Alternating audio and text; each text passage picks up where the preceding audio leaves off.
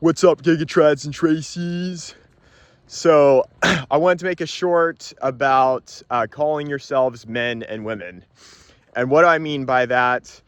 Most people, they'll call themselves guys, girls, boys, whatever. And, I'm sure that it feels casual to you. And like you may see it as harmless.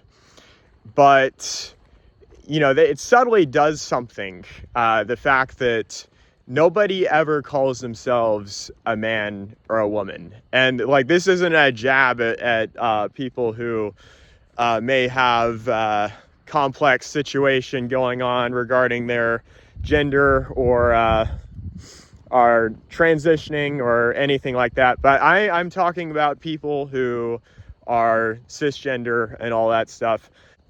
We shouldn't shy away from calling ourselves men and women, especially because it implies a standard. With boys and girls, there's the sayings, boys will be boys, and I'm just a girl. Whereas with a man, you expect something of a man. You expect him to be responsible. You expect him to be able to be kind to others, to be selfless, to be brave.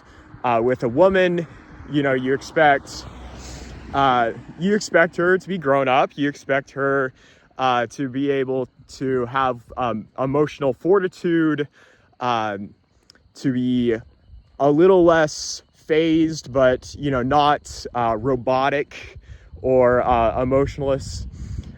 Really, I mean, those are traits that we expect of both genders. It's also sad that this is something that we're freely shirking. In other cultures, there's a period of transition from childhood into manhood or womanhood, and kids often look forward to that. They look forward to being called a man or called a woman, and the responsibilities that they'll be able to take on.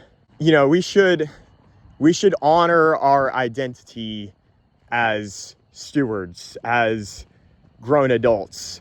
And I think this is one little step, one little habit that could reverse a lot of the 30-year-old teenager syndrome that you hear about, like people being sort of mentally stuck in high school age. It starts with language. It starts with how we identify ourselves. Klaus Schwab, bring you down.